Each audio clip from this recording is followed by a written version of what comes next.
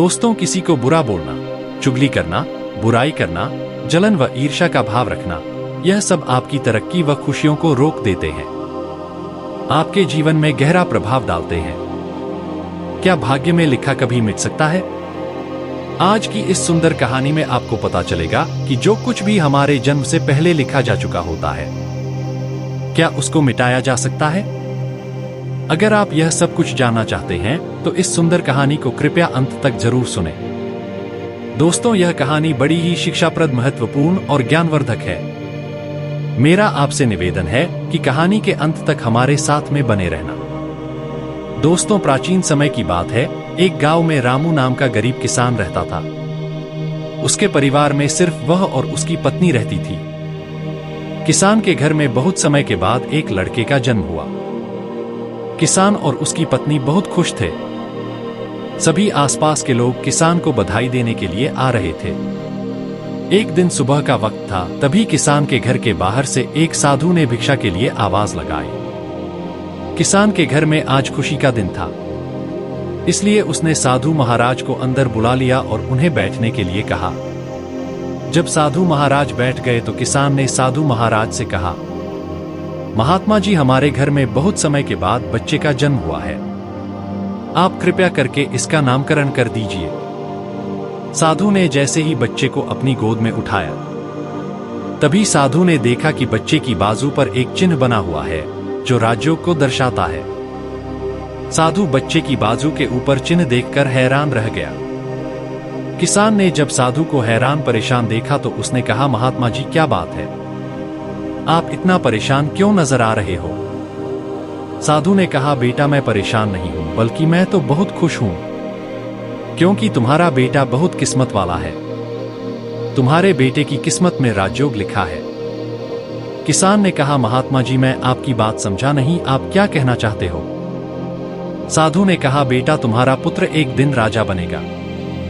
इसका विवाह 16 वर्ष की आयु में इस राज्य की राजकुमारी के साथ होगा और फिर यह इस नगर का राजा बन जाएगा। साधु की बात सुनकर राम बहुत खुश हुआ। जब गांव के लोगों को पता चला कि रामू का बेटा एक दिन इस नगर का राजा बनेगा, तो सभी लोग उसको देखने के लिए आने लगे। एक दिन की बात है, उस नगर का राजा हिरण का शिकार करता करता काफी दूर जंगल में निकल गया, लेकिन हिरण राजा के हाथ नहीं आया। राजा को हिरण का पीछा करते करते प्यास लग गई थी, लेकिन राजा को आसपास कोई नदी या तालाब भी नहीं मिला जहां से वह पानी पी सके। राजा काफी समय से जंगल में इधर उधर घूम रहा था। राजा पानी की तलाश में भटकता हुआ उसी गांव में पहुंच गया जहां रामू रहता था। तभी राजा की नजर एक महात्मा के ऊपर पड़ी। राजा ने महात्मा से पानी मांगा। महात्मा ने राजा को रुकने के लिए कहा और अपनी कुटिया के अंदर से पानी लेने के लिए चले गए। महात्मा ने पानी लाकर राजा को दिया। राजा पानी पीने लगा। पानी पीने के बाद राजा ने देखा कि बहुत सारे लोग बाहर इकट्ठे होकर जा रहे थे। राजा ने महात्मा से उन लोगों के बारे में पूछा तो महात्मा ने कहा, यह सभी रामू के घर जा रहे हैं, क्योंकि उसके घर में एक बहुत ही किस्मत वाला बच्चे का जन्म हुआ है और एक साधु बाबा ने उसके बारे में भविष्यवाणी की है। राजा ने पूछा, बाबा, ऐसी कौन सी भविष्यवाणी की है जिसके कारण सभी लोग वहां जा रहे हैं? महात्मा ने कहा, साधु बाबा ने बताया है कि जब रामू का बेटा 16 साल का होगा तो उसका विवाह इस राज्य के राजा की पुत्री के साथ होगा और उसका पुत्र इस राज्य का राजा बनेगा। महात्मा की बात सुनकर राजा को बहुत गुस्सा आया कि आखिर एक मामूली किसान का बेटा उसकी पुत्री के साथ विवाह कैसे कर सकता है। राजा ने महात्मा से कहा, महात्मा जी, मैं ही इस राज्य का राजा हूं और आप क्या सोचते हो, एक मामूली किसान के बेटे के साथ मैं अपनी बेटी की शादी कर दूंगा? महात्मा ने कहा, राजन, जो इस बच्चे के भाग्य में लिखा है उसे कोई नहीं मिटा सकता। राजा को अपनी ताकत पर बहुत घमंड था। उसने कहा, महात्मा जी, मैं भगवान का लिखा हुआ आपको मिटाकर दिखाऊंगा। महात्मा ने मुस्कुराते हुए कहा, राजन, मैं भी यही हूं और आप भी यही हैं, देखते हैं। राजा ने महात्मा को प्रणाम किया और वापस अपने राजमहल चला गया। रात को राजा को नींद नहीं आ रही थी। वह यही सोच रहा था कि किसी भी हालत में उस साधु की भविष्यवाणी को सच नहीं होने देनी है। अगले दिन राजा अपना वेश बदल रामू के गांव में पहुंच गया। लोगों से पूछता पूछता राजा रामू के घर पहुंचा। राजा ने रामू के घर के बाहर जाकर उसे आवाज लगाई। रामू उसकी आवाज सुनकर घर से बाहर आया और उससे पूछा, आप कौन हो और किस लिए आए हो? राजा ने कहा, मैं सेठ हूं और मेरे खुद के कपड़े का व्यापार भी है और पास के ही गांव में रहता हूं। मैंने लोगों से सुना है कि तुम्हारे घर में एक तकदीर वाले बच्चे का जन्म हुआ है और उसकी किस्मत में राजयोग लिखा हुआ है। रामू ने कहा, हाँ सेठ जी, आपने सही सुना है। राजा ने रामू से कहा, अगर तुम बुरा ना मानो तो एक बात कहूं। रामू ने कहा, हाँ सेठ जी बोलो। राजा ने कहा, तुम अपना बच्चा मुझे दे दो, इसके बदले में मैं तुम्हें बहुत सारा धन दूंगा और तुम्हारे बच्चे का पालन पोषण भी करूंगा। रामू की पत्नी ने कहा, नहीं सेठ जी, मैं अपना बच्चा आपको नहीं दे सकती। राजा ने कहा, तुम एक मामूली से किसान हो, तुम अपने बच्चे का पालन पोषण अच्छी तरह से कैसे कर सकोगे? रामू ने सेठ की बात सुनकर कहा, हाँ सेठ जी, आप ठीक कहते हो, हम इस बच्चे का पालन पोषण अच्छी तरह से नहीं कर सकेंगे। रामू की बात सुनकर उसकी पत्नी ने कहा, ठीक है सेठ जी, मैं आपको अपना बच्चा देने के लिए तैयार हूं, लेकिन जब यह 16 साल का हो जाएगा तब आप मुझे इसे वापस कर दोगे। राजा ने कहा, हाँ ठीक है, जब तुम्हारा बच्चा 16 वर्ष का हो जाएगा तो मैं इसे तुम्हें वापस कर दूंगा। यह कहकर राजा ने बच्चे को ले लिया और वहां से चला गया। राजा अपने साथ बच्चे को लेकर एक नदी पर पहुंचा। राजा ने सोचा था कि वह बच्चे को नदी में छोड़ देगा और उसकी मृत्यु हो जाएगी, लेकिन बच्चे का मासूम चेहरा देखकर उसको नदी में छोड़ने की हिम्मत नहीं हुई। बहुत सोचने के बाद राजा ने लकड़ी का एक संदूक लिया और बच्चे को संदूक में बंद करके पानी में बहा दिया। राजा ने सोचा संदूक गहरी नदी में जाकर अपने आप ही डूब जाएगा और यह बच्चा मर जाएगा। यह सोचकर राजा अब निश्चित होकर वापस राजमहल में चला गया कि अब यह बच्चा वापस नहीं आएगा और मेरी बेटी के साथ इसकी शादी भी नहीं होगी।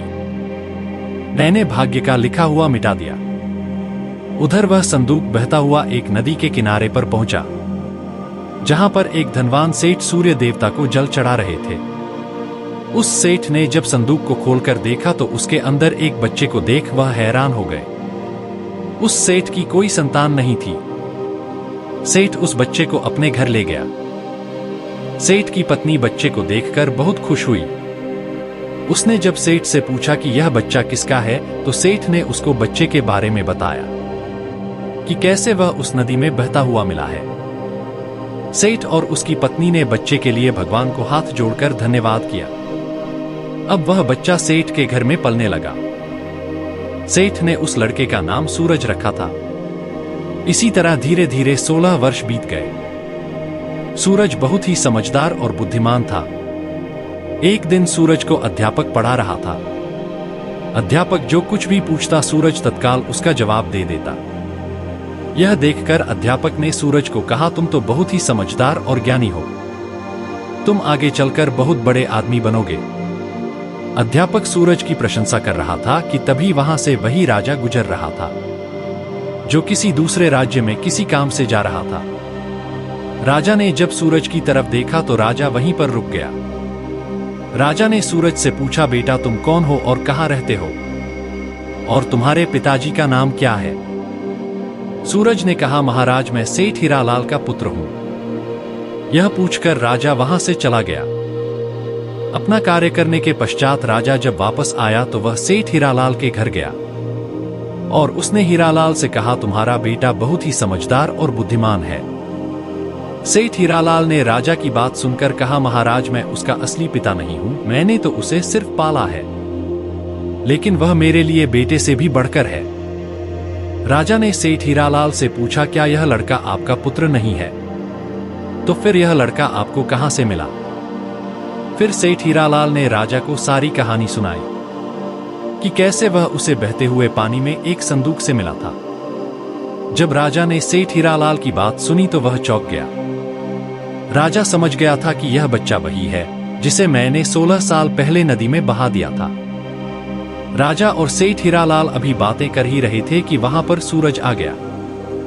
राजा ने सूरज को देखा तो उसने सेठ हीरालाल से कहा, सेठ जी मुझे आगे किसी काम से जाना है। अगर आप अपने बेटे के हाथों मेरी एक चिट्ठी महारानी तक पहुंचा दो तो मैं उसको सोने की 50 मोहरें दूंगा। सूरज ने यह सुनकर राजा से कहा, हाँ महाराज क्यों नहीं, मैं आपकी चिट्ठी जरूर पहुंचा दूंगा। राजा ने चिट्ठी में चुपचाप एक संदेश लिखा और चिट्ठी के ऊपर मोहर लगा दी और चिट्ठी सूरज को पकड़ा दी और कहा कि बेटा यह लो, यह रानी तक पहुंचा देना। सूरज चिट्ठी लेकर चला गया। सूरज चलते चलते घने जंगल से गुजर रहा था कि वह रास्ता भटक गया। उसे रास्ता ढूंढते ढूंढते रात हो गई। सूरज रात गुजारने के लिए कोई जगह ढूंढने लगा। तभी उसकी नजर एक झोपड़ी के ऊपर पड़ी। सूरज ने सोचा, मैं रात यहीं पर बिता लेता हूं। यह सोचकर सूरज से नीचे उतरा और झोपड़ी के अंदर चला गया। जब सूरज अंदर गया तो उसने देखा कि एक बूढ़ी औरत खाना बना रही थी। बूढ़ी औरत ने सूरज को देखा तो उससे पूछा कि बेटा तुम कौन हो और बिना इजाजत अंदर क्यों आए हो। सूरज ने अपने बारे में बताया कि वह रास्ता भटक गया है, इसलिए रात गुजारने के लिए यहां पर आया है। सूरज की बात सुनकर बूढ़ी औरत को उसके ऊपर दया आ गई। लेकिन फिर बूढ़ी औरत ने सूरज से कहा, बेटा तुम्हारा यहां पर रुकना ठीक नहीं है, क्योंकि यह डाकुओं का अड्डा है। अभी कुछ ही देर में डाकू आने वाले हैं। यदि उन्होंने तुम्हें यहां देख लिया तो तुम्हारे लिए परेशानी खड़ी हो जाएगी। सूरज ने कहा, लेकिन माताजी इतनी भयानक रात में मैं कहीं और जा भी नहीं सकता। अगर मैं बाहर गया तो जंगली जानवर मुझे खा जाएंगे। इससे अच्छा है मैं यहां कोने में जाकर लेट जाता हूं। यह कहकर सूरज कोने में जाकर लेट गया। कुछ समय के बाद डाकू अपने घर वापस आए। डाकुओं ने जब घोड़े को बाहर देखा तो बूढ़ी माता से उसके बारे में पूछा। बूढ़ी माता ने उनको बताया कि इसका का नाम सूरज है। यह बहुत ही नेक दिल बच्चा है और यह राजा के काम से राजमहल जा रहा है। जब डाकुओं ने यह सुना तो उन्हें कुछ संदेह हुआ। वह राजा की हरकतों के बारे में जानते थे, इसलिए उन्होंने सूरज की जेब से चिट्ठी निकाली और उसे पढ़ने लगे। जैसे ही डाकुओं ने वह चिट्ठी पढ़ी तो वह सब समझ गए। बूढ़ी माता ने उनसे पूछा, चिट्ठी में क्या लिखा है? उनमें से एक डाकू ने बताया कि चिट्ठी में लिखा है कि जैसे ही यह लड़का तुम्हारे पास पहुंचे, इसको उसी समय मरवा कर कहीं दूर दफना देना। यह काम मेरे पहुंचने से पहले हो जाना चाहिए। बूढ़ी माता ने जब यह बात सुनी तो बोली, यह राजा कितना दुष्ट है, जिसके हाथों चिट्ठी भिजवा रहा है उसी को मरवाने का आदेश भी दे रहा है। यह सोचकर बूढ़ी माता ने सोचा कि मुझे इस मासूम को बचाना चाहिए। उसने डाकुओं से कहा। तब डाकुओं ने दूसरी चिट्ठी लिखकर उस चिट्ठी से बदल दी और वापस सूरज की जेब में रख दी। इसके बाद डाकू वहां से चले गए। सुबह होते ही सूरज उठा और बूढ़ी माता को धन्यवाद देकर वहां से चला गया। सूरज कुछ समय के बाद ही राजमहल पहुंच गया और उसने चिट्ठी महारानी को दे दी। महारानी ने चिट्ठी पढ़ी तो चिट्ठी में लिखा था कि यह लड़का बहुत ही बुद्धिमान और ज्ञानी है, यह राजकुमारी से विवाह करने लायक है, इसलिए मेरे आने से पहले ही तुम इसका विवाह राजकुमारी से कर दो। महारानी सोचने लगी कि आखिर ऐसे कैसे महाराज किसी अनजान से राजकुमारी का विवाह कर सकते हैं। लेकिन फिर उसने देखा कि चिट्ठी पर राजा की मोहर भी लगी हुई थी, इसलिए यह लड़का झूठ नहीं बोल सकता। यह सोचकर महारानी ने राजकुमारी का विवाह उस युवक से कर दिया। कुछ दिनों के बाद जब राजा वापस आया तो उसे पता लगा कि उसकी पुत्री का विवाह उसी युवक से हो गया है। यह सुनते ही राजा गुस्से से आग बबूला हो गया और उसने महारानी से पूछा, तुमने यह सब क्यों किया? तब महारानी ने बताया कि महाराज, जैसा कि आपने चिट्ठी में लिखा था मैंने वैसा ही किया है। राजा ने महारानी को चिट्ठी दिखाने के लिए कहा। जब महारानी ने चिट्ठी दिखाई तो राजा ने चिट्ठी में कुछ और ही लिखा पाया। यह देखकर राजा ने गुस्से में सैनिकों को कहा, जाओ और जाकर सूरज को पकड़ कर लाओ। सैनिक तुरंत गए और सूरज को पकड़ कर ले आए। राजा ने गुस्से में सूरज से कहा, तुमने धोखे से मेरी पुत्री के साथ विवाह तो कर लिया, लेकिन मैं तुम्हें अपना दामाद स्वीकार नहीं करूंगा। सूरज ने राजा की बात सुनकर कहा, लेकिन महाराज मैंने तो आपके साथ कोई धोखा नहीं किया है। राजा ने सूरज की बात सुनकर कहा, तुम मुझे भी बेवकूफ बनाना चाहते हो, लेकिन मैं तुम्हें अपना दामाद स्वीकार नहीं करूंगा। अभी दोनों की बात चल ही रही थी कि एक सैनिक ने आकर राजा से कहा, महाराज, बाहर एक महात्मा आए हैं, वह आपसे इसी समय मिलना चाहते हैं। राजा ने महात्मा को अंदर लाने का आदेश दिया। महात्मा जी अंदर आए तो राजा ने उठकर उनको प्रणाम किया और उनके आने का कारण पूछा। महात्मा ने कहा, राजन, लगता है आपने मुझे पहचाना नहीं। राजा ने कहा, नहीं महाराज, मैंने आपको नहीं पहचाना। महात्मा ने मुस्कुराते हुए कहा, राजन, मैं वही हूं जिसे तुम आज से 16 वर्ष पहले भाग्य का लिखा मिटाने की बात बोलकर आए थे। जैसे ही महात्मा ने यह बात कही, राजा एकदम से चौंक गया। उसे सब कुछ याद आ गया। महात्मा ने मुस्कुराते हुए कहा, क्यों राजन, भाग्य का लिखा मिटा दिया? राजा ने आंखें नीची करके कहा, नहीं महात्मा जी, मैं भाग्य के हाथों हार गया। महात्मा ने कहा, राजन, भाग्य के हाथों कोई नहीं जीत सकता, इसलिए अब सूरज को अपना दामाद स्वीकार करो और अपना राजपाट उसको सौंप दो। राजा ने कहा, महात्मा जी, जैसा आपने कहा है वैसा ही होगा। राजा को समझाकर महात्मा जी वहां से चले गए। राजा ने सूरज से माफी मांगी और सारा राजपाट उसको सौंप दिया। तो दोस्तों, कैसी लगी आपको यह कहानी? आप हमें कमेंट सेक्शन में जरूर बताना, और अच्छी लगी हो तो इस चैनल को सब्सक्राइब जरूर कर लेना। तो चलिए मिलते हैं ऐसी ही कोई नई कहानी में। तब तक के लिए अपना ख्याल रखें। धन्यवाद।